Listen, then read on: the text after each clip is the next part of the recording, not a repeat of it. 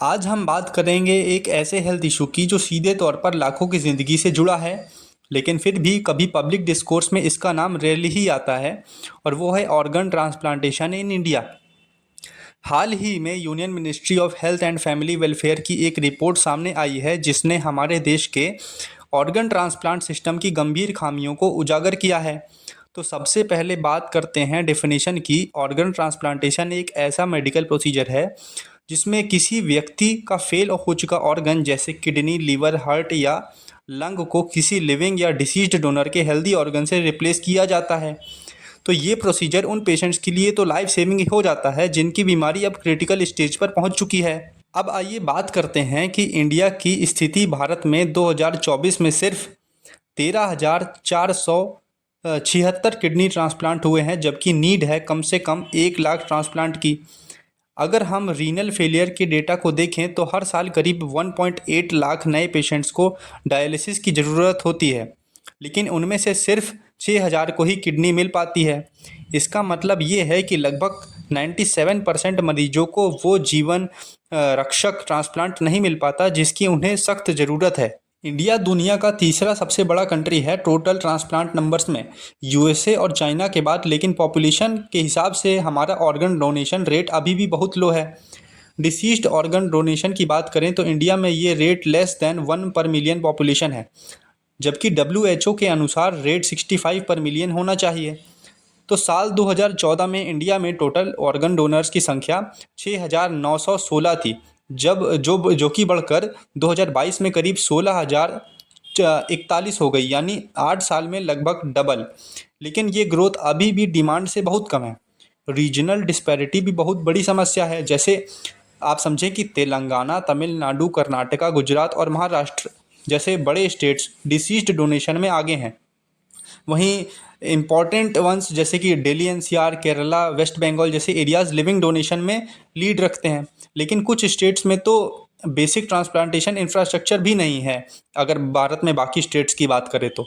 अब चलो बात करते हैं भारत में ऑर्गन ट्रांसप्लांट से जुड़े रूल्स क्या हैं और ये सब कैसे चलता है। तो हमारे देश में एक कानून है, transplantation of human organs and tissues act 1994, जिसे 2011 में थोड़ा बदला गया था। इस कानून में ये बताया गया है कि अगर कोई इंसान ब्रेन डेड हो जाता है तो उसके ऑर्गन्स जैसे किडनी, लिवर वगैरह दान किए जा सकते हैं। इसके अलावा हॉस्पिटल्स और डॉक्टर्स को फॉलो करने वाले नियम और अगर कोई गलत काम करे तो उसको क्या सज़ा मिलेगी, ये सब भी इसी कानून में लिखा है। फिर 2023 में कुछ नए बदलाव लाए गए, जैसे पहले 65 साल से ज़्यादा उम्र के लोग ऑर्गन ट्रांसप्लांट के लिए अप्लाई नहीं कर सकते थे, लेकिन अब ये एज लिमिट हटा दी गई है। यानी अब बुजुर्ग लोग जो भी हैं वो लोग भी ट्रांसप्लांट के लिए रजिस्टर कर सकते हैं। दूसरा सबसे बड़ा चेंज ये आया है कि अब आपको अपने ही राज्य का रहने वाला होने का प्रूफ दिखाना ज़रूरी नहीं है। आप देश के किसी भी कोने से ऑर्गन डोनेशन के लिए अप्लाई कर सकते हो। ऑर्गन ट्रांसप्लांट का सारा रिकॉर्ड, उसका सही तरीके से बंटवारा यानी एलोकेशन देखने के लिए सरकार ने एक संस्था बनाई है जिसे कहते हैं नोटो, यानी national organ and tissue transplantation organisation. ये संस्था स्वास्थ्य मंत्रालय के अंदर आती है और पूरे देश में ट्रांसप्लांट सिस्टम को संभालती है। इसके अलावा सरकार ने देश भर में 5 रोटोज़ यानी रीजनल लेवल पर और 14 सोटोज़ यानी स्टेट लेवल पर भी बनाए हैं, ताकि हर जगह ऑर्गन डोनेशन और ट्रांसप्लांट सही से हो सके।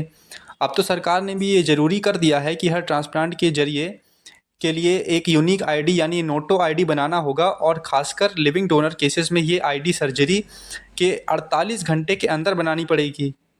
तो अब अगर कमियों की बात करें तो हालत और भी चिंताजनक है। इंफ्रास्ट्रक्चर की बहुत कमी है, यानी कई सरकारी अस्पतालों में ट्रांसप्लांट के लिए अलग आईसीयू नहीं है और ऑपरेशन थिएटर भी अवेलेबल नहीं होते, जिससे ऑर्गन निकालने या लगाने में दिक्कत आती है।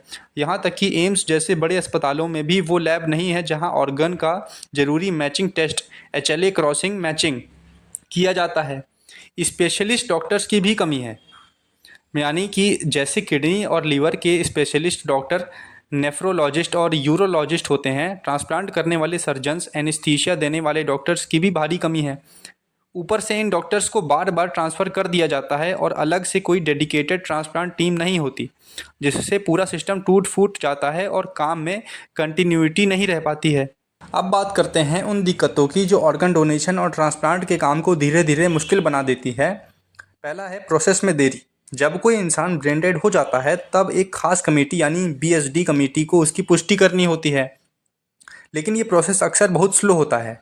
अगर मामला किसी हादसे या पुलिस केस से जुड़ा हो तो मेडिको लीगल प्रक्रिया और भी जटिल हो जाती है। इससे क्या होता है कि ऑर्गन डोनेशन का पूरा प्रोसेस रुक जाता है या फिर बहुत देर से होता है। दूसरी प्रॉब्लम है पैसे की परेशानी, यानी सरकार की स्कीम्स जैसे आयुष्मान भारत कुछ ही ऑर्गन ट्रांसप्लांटेशन को कवर देती है। जैसे अगर लीवर और हार्ट ट्रांसप्लांट करना हो तो इसके अंदर नहीं आते।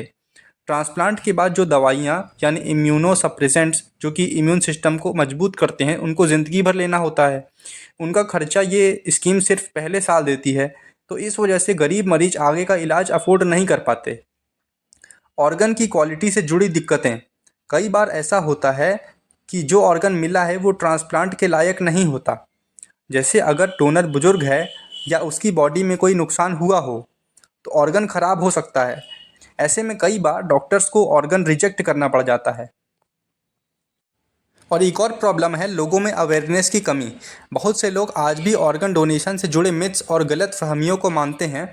जैसे कई लोग मानते हैं कि ब्रेन डेथ का मतलब रियल डेथ नहीं है, या फिर कुछ लोग रिलीजियस रीजन से मना कर देते हैं। इसलिए जागरूकता फैलाने के लिए बड़े स्तर पर कैंपेन्स की ज़रूरत है। और है गैर कानूनी और नैतिक समस्याएं, जैसे कि ऑर्गन डोनेशन के नाम पर आज भी बहुत जगहों पर इलीगल काम हो रहे हैं। जैसे ब्लैक मार्केट, अंगों की खरीद फरोख्त और नकली कंसेंट पेपर्स या डॉक्यूमेंट्स का इस्तेमाल। ये सब कानूनी नियमों को तोड़ते हैं और सिस्टम का में भरोसा कम करते हैं। तो अब सवाल ये उठता है कि इसका सलूशन क्या है, यानी सरकार को क्या क्या करना चाहिए ताकि ऑर्गन ट्रांसप्लांट का सिस्टम बेहतर बन सके। सबसे पहली ज़रूरत है कि सरकारी अस्पतालों में ICU और ट्रांसप्लांट की सुविधाएं बेहतर की जाएं, यानी ख़ास तौर पर छोटे शहरों और ज़िलों के हॉस्पिटल्स में कई जगह बेसिक ज़रूरतों की भी कमी है, तो वो चीज़ें भी लाई जाएं। दूसरा आता है कि आयुष्मान भारत जैसी स्कीम्स में लीवर, हार्ट और लंग ट्रांसप्लांट जैसे महंगे ऑपरेशन भी शामिल किए जाएं, और ट्रांसप्लांट के बाद जो दवाइयाँ ज़िंदगी भर चलने वाली हैं उनका खर्चा भी सरकार उठाए। अभी ये सुविधा सिर्फ पहले साल तक ही सीमित है। डॉक्टर्स और बाकी ट्रांसप्लांट स्टाफ को अच्छे इंसेंटिव्स और जॉब की सिक्योरिटी दी जाए ताकि वही टीम लंबे समय तक काम करती रहे और सिस्टम बार बार ना टूटे। और चौथा है कि स्कूल्स, कॉलेजेस और सोशल मीडिया के जरिए लोगों को ऑर्गन डोनेशन के बारे में अवेयरनेस दी जाए। साथ ही धार्मिक नेताओं की मदद ली जाए ताकि मिथ्स और डर को हटाया जा सके। अब आती हैं कुछ और ज़रूरी बातें जो इस पूरे सिस्टम को बेहतर बना सकती हैं। जब कोई ऑर्गन एक जगह से दूसरी जगह भेजा जाता है तो उसका समय पर पहुंचना बहुत ज़रूरी हो जाता है। तो इसके लिए सरकार को ये करना चाहिए कि वो ग्रीन कॉरिडोर्स यानी इमरजेंसी रास्तों को पूरी तरह से सिस्टम का हिस्सा बनाएं, जिससे ऑर्गन्स बिना ट्रैफिक में फंसे जल्दी हॉस्पिटल तक पहुंच सकें।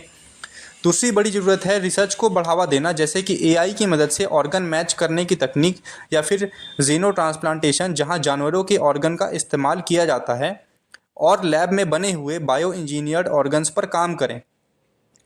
और अब अगर हम कंक्लूजन की बात करें तो सीधा साफ यही कहा जा सकता है कि ऑर्गन ट्रांसप्लांटेशन कोई लग्जरी नहीं है, ये ज़िंदगी को बचाने की ज़रूरत है। तो इसके लिए अगर सरकार, डॉक्टर और आम लोग साथ में काम करें तो हर साल लाखों लोगों की जान बचाई जा सकती है। तो भारत का ट्रांसप्लांटेशन सिस्टम अभी पूरी तरह से मैच्योर नहीं है, हमने ये जान लिया, और ये वर्क इन प्रोग्रेस है। तो इसे बेहतर, भरोसेमंद और सबके लिए एक्सेसिबल बनाने के लिए सभी स्टेक होल्डर्स को साथ आना होगा और सरकार को स्ट्रॉन्ग पॉलिसी एक्शन लेना पड़ेगा।